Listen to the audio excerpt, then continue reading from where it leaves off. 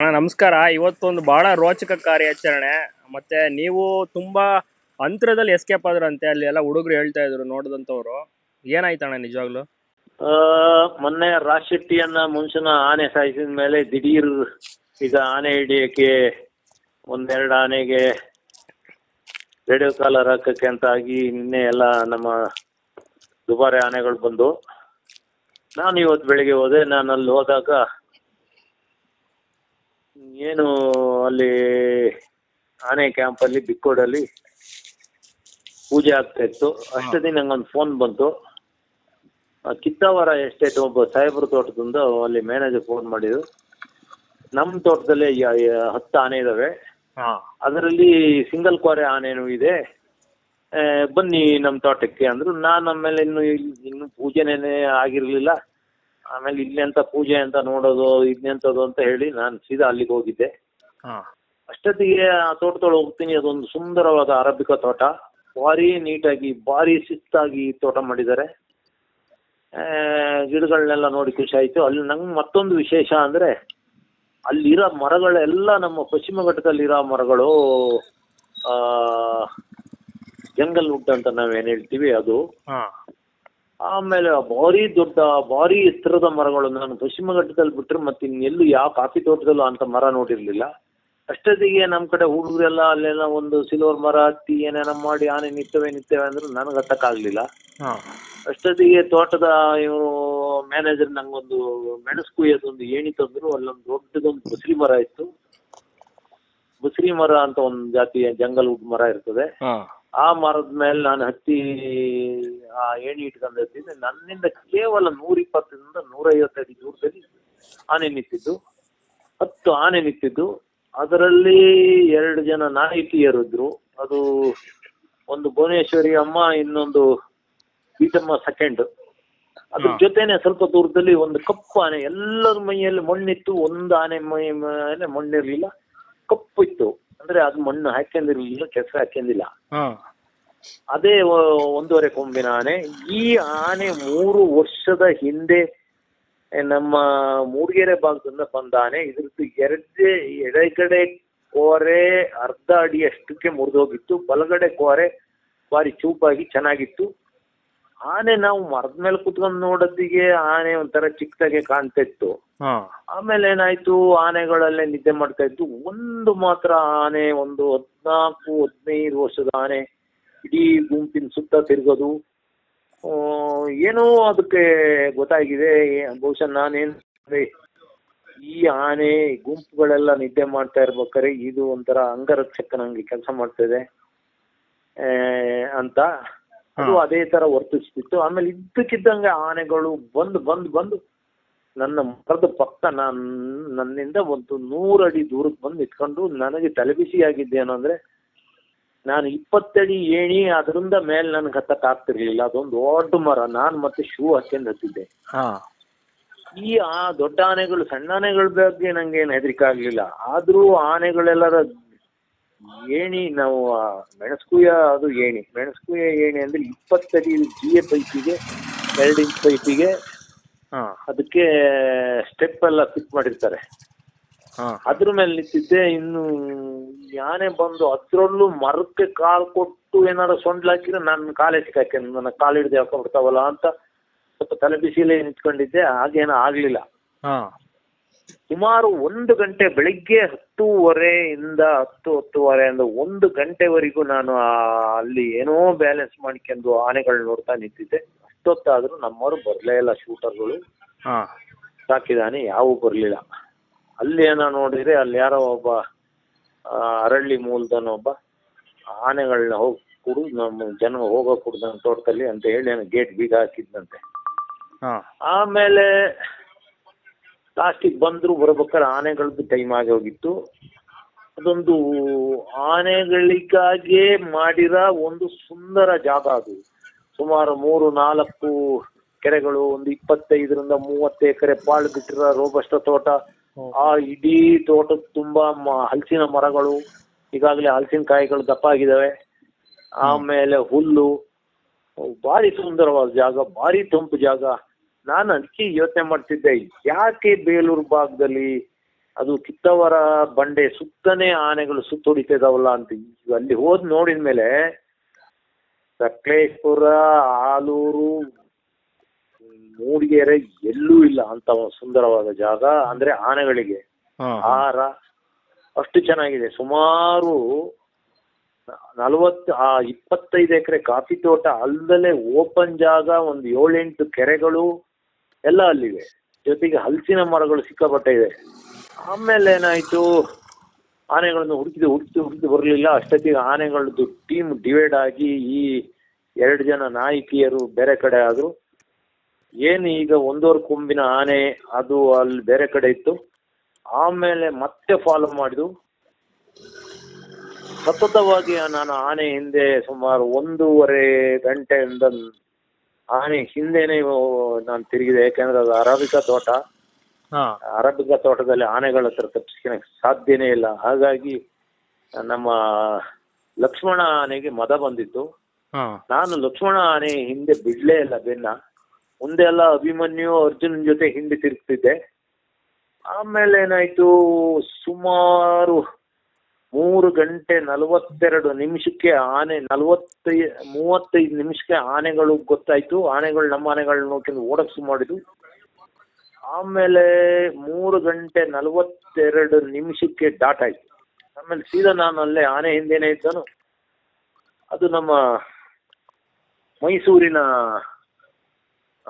ಇವರು ಡಾಟ್ ಮಾಡಿದ್ದು ಡಾಕ್ಟ್ರು ವಾಸಿಂ ಅಂತ. ವಾಸಿಂ ಒಳ್ಳೆ ಗುರಿಕಾರ ಮತ್ತೆ ಧೈರ್ಯವಂತ. ನಾವು ವಾಸಿಂ ಎಲ್ಲ ಬಾರಿ ಎಲ್ಲ ತುಂಬಾ ಮೂಡಿಗೆರೆ ಸೈಡ್ ಆನೆ ಹಿಡಿದಿದ್ದು. ಅಲ್ಲಿ ಒಂದ್ಸತಿ ಏನಾಯ್ತು, ಆನೆಗಳು ತಪ್ಪಿಸ್ಕೊಂಡು ಹೋಗ್ತಿತ್ತು. ಅದಕ್ಕೆ ಅಲ್ಲೊಂದು ಮರದ ಮೇಲೆ ವಾಸಿಮನ್ ಕೂರಿಸಿ ಆನೆ ಹೆಜ್ಜೆ ಮೇಲೆ ನಾವು ಜೋರಾಗಿ ಕೆಮ್ತಾ ಮಾತಾಡ್ತಾ ಹೋದಾಗ ಆನೆ ಹೋಗಿ ವಾಸಿಂ ಹತ್ರ ಹೋಯ್ತು. ವಾಸಿಂ ಹೊಡೆದು ಬೀಳಿಸಿರು. ಅವತ್ತು ಭೀಮ ಆನೆ ವೆಂಕಟೇಶ ಅಣ್ಣನ ಮೇಲೆ ದಾಳಿ ಮಾಡಕ್ಕಿಂತ ಮೊದಲು ನಾನು ಅಲ್ಲೊಂದು ಆಯಕಟ್ಟಿನ ಜಾಗದಲ್ಲಿ ಕೂರ್ಸಿದ್ದೆ ಇವ್ರನ್ನ ವಾಸಿಮ್ ನಗದಲ್ಲೇ ಕುತ್ಕೊಳಕ್ಕೂ ಒಂದ್ ಸ್ವಲ್ಪ ಅಂಜಿದ್ರು. ಅಲ್ಲೇ ಎಲ್ಲ ಬೇರೆ ಕಡೆ ಕುತ್ಕೊಂಡ್ರು ಸ್ವಲ್ಪ ದೂರಕ್ಕೆ. ಅವಾಗ ಆನೆ ವಾಸಿಂ ಹತ್ರಕ್ಕೆ ಹೋಗ್ತಾ ಇತ್ತು. ಅವ್ರ ನಗದಲ್ಲಿ ನಿಂತ್ಕೊಂಡು ಬಿಡ್ತಿದ್ರು ಅದು ಬೇರೆ. ಅಷ್ಟೊತ್ತಿಗೆ ವೆಂಕಟೇಶಣ್ಣ ಅದಕ್ಕೆ ಈ ಕಡೆಯಿಂದ ರೋಡಲ್ಲಿ ನಡ್ಕೊಂಡು ಹೊಡೆದ್ರಲ್ಲ, ಅವತ್ತು ವಾಸಿಮು ಇದ್ರು. ಆಮೇಲೆ ನಾನು ಡಾಟಾ ಆದ ಕೂಡಲೇ ಸೀದಾ ಇವತ್ತು 3 ಗಂಟೆ 42 ನಿಮಿಷಕ್ಕೆ ಡಾಟಾ ಆದ ಕೂಡಲೇ ನಾನು ಟೈಮ್ ನೋಡ್ಕೊಂಡು ಸೀದಾ ಏನು ಲಕ್ಷ್ಮಣ ಆನೆ ಇತ್ತು, ಲಕ್ಷ್ಮಣ ಆನೆ ಬಿಟ್ಟು ನಾನು ಅವ್ರು ಕೂತಿದ್ದು ಬಹುಶಃ ಧನಂಜಯನ ಮೇಲೆ ಅನಿಸ್ತದೆ, ಅಲ್ಲಿಗೆ ಓಡೋದೆ. ಅಷ್ಟೊತ್ತಿಗೆ ನನಗಂದ್ರು ನಾನು ಚಿಕ್ಕ ಆನೆ ಅಂತ ತಿಳ್ಕೊಂಡಿದ್ದೆ, ಇದು ನಮ್ಮ ಅಯ್ಯಪ್ಪ ಆನೆ ಹೆಂಗೆ ಇದೆ, ನಾನೇ ಹೊಡೆದಿದ್ದು ಅಂದರು. ಹೌದಾ, ಕಂಗ್ರ್ಯಾಚುಲೇಷನ್ ಅಂದೆ ನಾನು. ಆಮೇಲೆ ಅವ್ರ ಆನೆ ಹಿಂದೆನೆ ಹುಡ್ಕೊಂಡು ಹೋಗಿ ಅಲ್ಲ ಕಡೆ ಆನೆ ಬಿದ್ದೋಗಿತ್ತು, ಕಂಪ್ಲೀಟ್ ಬಿದ್ದೋಗಿತ್ತು. ನಾನೇನೋ ಚಿಕ್ಕ ಆನೆ ಅಂತ ಹೇಳಿ ಕಡಿಮೆ ಡೋಸೇಜ್ ಏನೋ ಕೊಟ್ಟಿದ್ರೇನೋ ಅಂತ ತಿಳ್ಕೊಂಡೆ. ಆದ್ರೂ ಆನೆ ಬಿದ್ದೋಗಿತ್ತು, ಕಂಪ್ಲೀಟ್ ಬಿದ್ದು ಜ್ಞಾನನೇ ತಪ್ಪಿ ಹೋಗಿತ್ತು. ಆಮೇಲೆ ನಾನು ಒಂದು ಸ್ವಲ್ಪ ಹೋಗಿದ್ದೆ, ಆನೆ ಮುಟ್ಟಿ ಎಲ್ಲ ಮಾಡಿದೆ. ಹಗ್ಗ ಕಟ್ಟಬೇಕಾರೆ ಕುತ್ತಿಗೆಗೆ ನಾನು ಸೇರ್ಕೊಂಡೆ ಹಗ್ಗ ಎಳಿಯಕ್ಕೆ. ಯಾಕೆಂದ್ರೆ ಕುತ್ತಿಗೆಗೆ ಹಾಕಿ ಹಗ್ಗ ಎಳೆದು ಟೈಟ್ ಮಾಡೋದು ಅಷ್ಟು ಸುಲಭ ಅಲ್ಲ. ಅವಾಗ ಹಗ್ಗ ಎಳಿಬೇಕಾರೆ ನಂಗೊಂದು ಸ್ವಲ್ಪ ಮನ್ಸಿಗೆ ಏನೋ ಅನಿಸ್ತು. ಯಾಕೆಂದ್ರೆ ಅದು ಹಗ್ಗ ಹಿಂದೆಲ್ಲ ಹಗ್ಗ ಅಂದ್ರೆ ಅದು ನಾಗರಹೊಳೆಯ ಕಾಡಿನಲ್ಲಿ ಒಂದು ಜಾತಿ ಒಂದು ಬಳ್ಳಿಯನ್ನ ಕಡಿದು ಅದರದ್ದು ಸಿಪ್ಪೆ ಎಲ್ಲ ಸುಟ್ಟು ಅದರ ಒಳಗಿನ ನಾರೆಲ್ಲ ತೆಗೆದು ಅದನ್ನ ಹಗ್ಗ ಹೊಸಿತಿದ್ರು. ಆ ಬಿಳಿ ಹಗ್ಗ ಪಳ ಹೊಳಿತಿತ್ತು, ಜೊತೆಗೆ ದಪ್ಪ ಹಗ್ಗ ಇರ್ತಿತ್ತು. ಈಗ ನಾನು ನೋಡ್ಬೇಕಾದ್ರೆ ನಂಗೆ ಹಗ್ಗ ಒಂದ್ ಸ್ವಲ್ಪ ಫೇಡ್ ಆದಂಗೆ ಕಾಣ್ತಾ ಇತ್ತು. ನಂಗೆ ಸ್ವಲ್ಪ ಮನ್ಸಿಗೆ ಅನಿಸ್ತು, ಆದ್ರೆ ನಂಗೆ ಏನು ಅನಿಸ್ಲಿಲ್ಲ, ಇರ್ಲಿ. ಆಮೇಲೆ ಎಲ್ಲ ಎಳ್ದು ಎಲ್ಲ ಕಟ್ಟಿ ಆಯ್ತು. ಆದರೆ ಹಿಂಗಾಲಿಗೆ ಕಟ್ಟಬೇಕಾರೆ ನೈಲಾನ್ ಹಗ್ಗಗಳು ಅದು ಇತ್ತೀಚೆಗೆ, ಆವಾಗ ಆ ಹಗ್ಗಗಳನ್ನೇ ಉಪಯೋಗಿಸ್ತಿದ್ದು. ಈಗ ನೈಲಾನ್ ಹಗ್ಗ, ಅದರಲ್ಲೂ ಆ ನೈಲಾನ್ ಹಗ್ಗ ಸ್ವಲ್ಪ ಫಳಫಳ ಅಂತ ಹೊಳಿತಾ ಇತ್ತು, ಒಂದು ಸ್ವಲ್ಪ ಜಾರ್ತಿತ್ತು. ಆ ಥರ ನೈಲಾನ್ ಹಗ್ಗ ಅದು. ಹಿಂದ ಕಾಲಿಗೂ ಕಟ್ಟಿ ಆಯಿತು.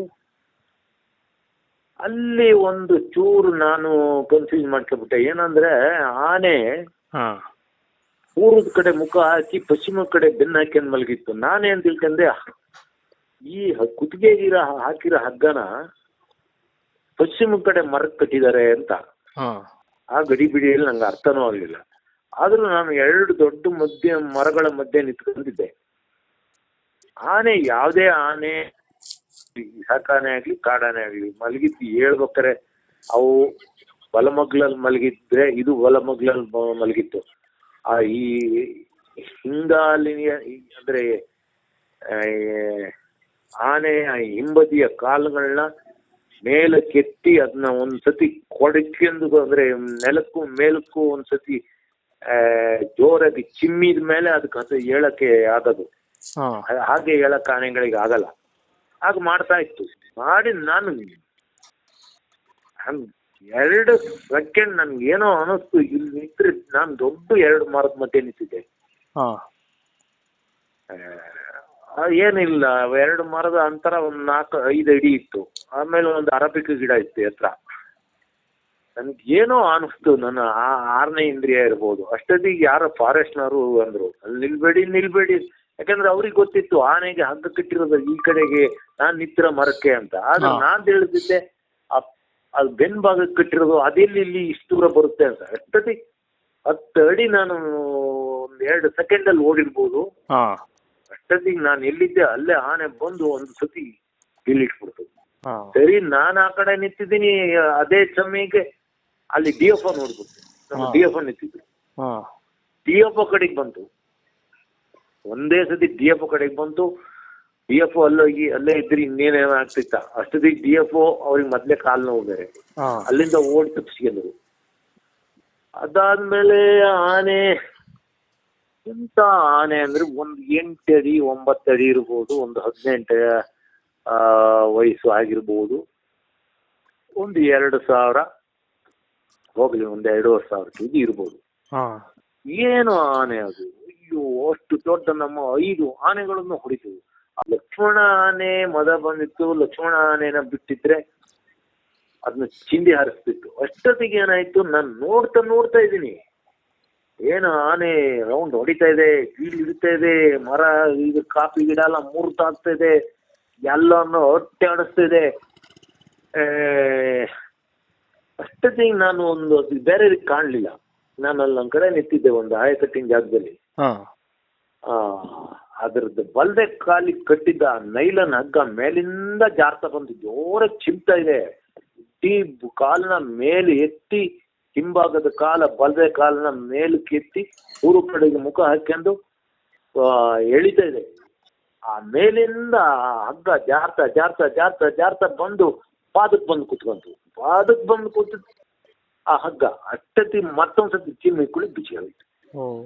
ಬಿಚ್ಚಿಯಾದ ಕೂಡ ನಾನು ಕೂಗಿದೆ, ಇನ್ನು ಹಿಂಭಾಗದ ಹಗ್ಗ ಬಿಚ್ಕೊಂಡಿದೆ ಅಂತ. ಅಷ್ಟೊತ್ತಿಗೆ ಏನಾಯ್ತು, ಆ ಬಲ್ದೆ ಕಾಲಿಗೆ ಅಲ್ಲ ಎಡದೆ ಕಾಲಿಗೆ ಕಟ್ಟಿದ್ದು ಇನ್ನೊಂದು ಹಿಂಭಾಗದ ನೈಲಾನ್ ಹಗ್ಗನ ಬಿಚ್ಚಿ ಕಟ್ಟಕ್ಕೆ ಅಂತೇಳಿ ಅದೇ ಸಮಯದಲ್ಲಿ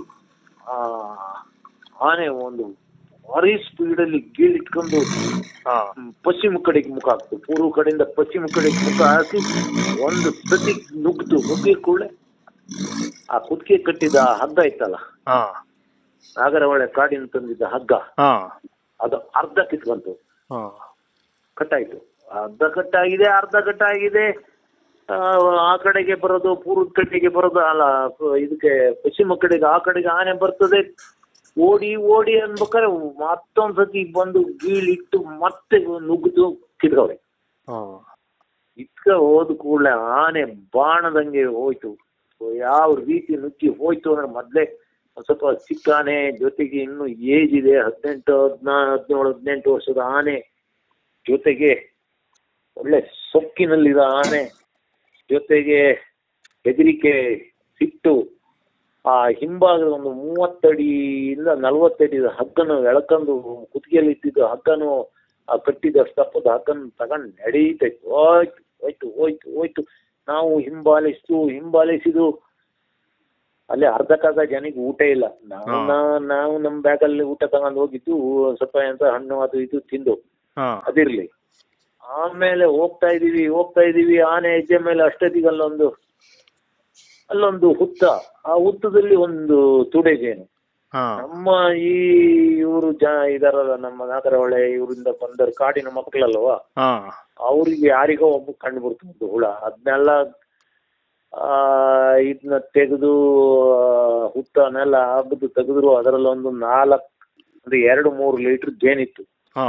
ಎಲ್ಲ ಹೊಟ್ಟೆಗೆ ಊಟ ಇಲ್ದಾರೆ ಎಲ್ಲ ಅದೇ ಹೊಟ್ಟೆ ತುಂಬಿಸ್ಕೊಂಡು, ಆ ಮಧ್ಯದಲ್ಲಿ ಅದೊಂದು ಸಿಕ್ತು. ಅದನ್ನು ತಿನ್ಕೊಂಡು ಆದ್ರೂ ಆನೆ ಹಿಂದೆನೆ ಹೋಗಿ ಹೋಗಿ ಹೋಗಿ ಹೋಗಿ ಲಾಸ್ಟಿಗೆ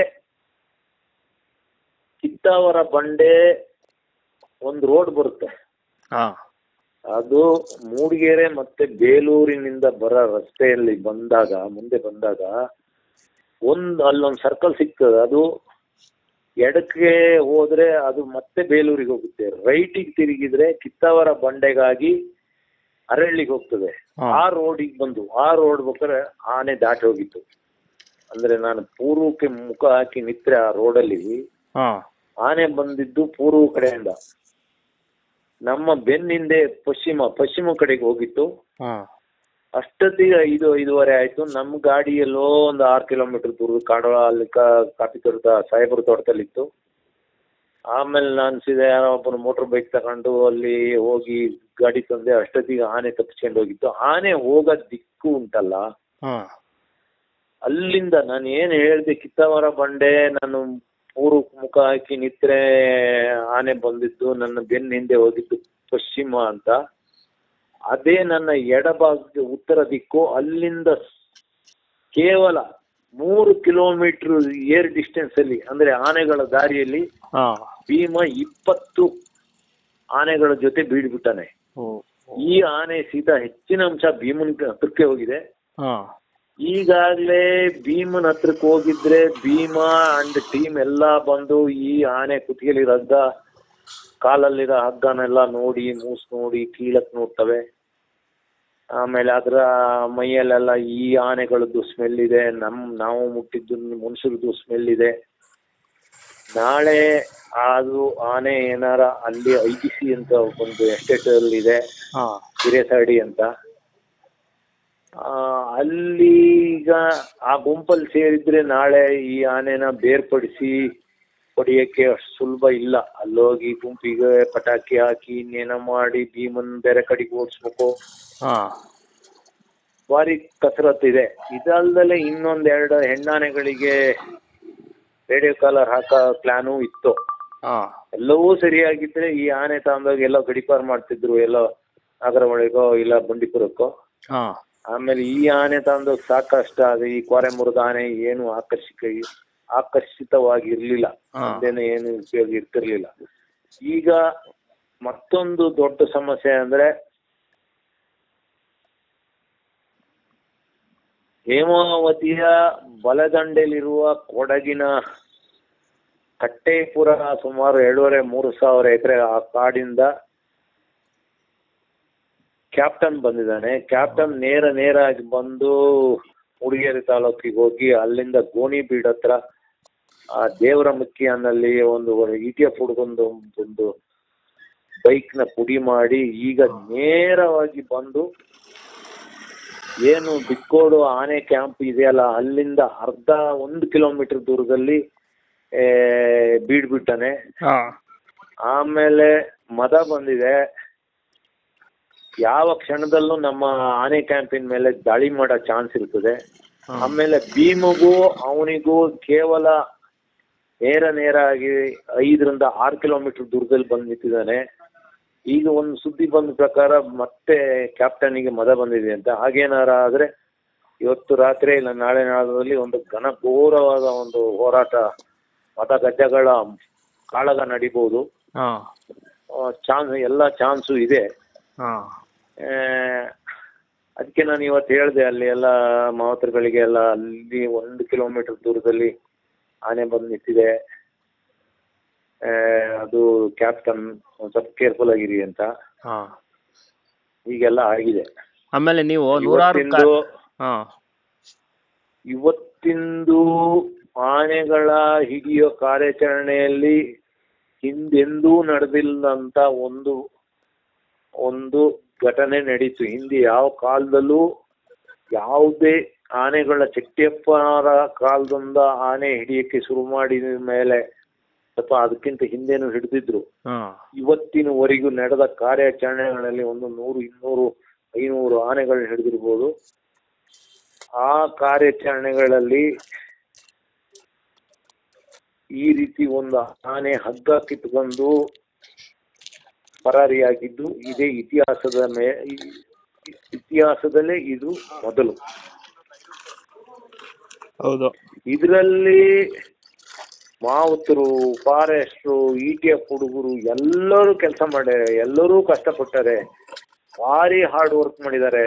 ಶೂಟರ್ಸು ಎಲ್ಲ ಡಾಕ್ಟರ್ಗಳು ಇರ್ಬೋದು, ಎಲ್ಲರೂ. ಆದರೆ ಇದೊಂದು ಆಕಸ್ಮಿಕ ಘಟನೆ, ಹಗ್ಗದ ಒಂದು ಸಮಸ್ಯೆಯಿಂದ ಹಿಂಗಾಯ್ತು.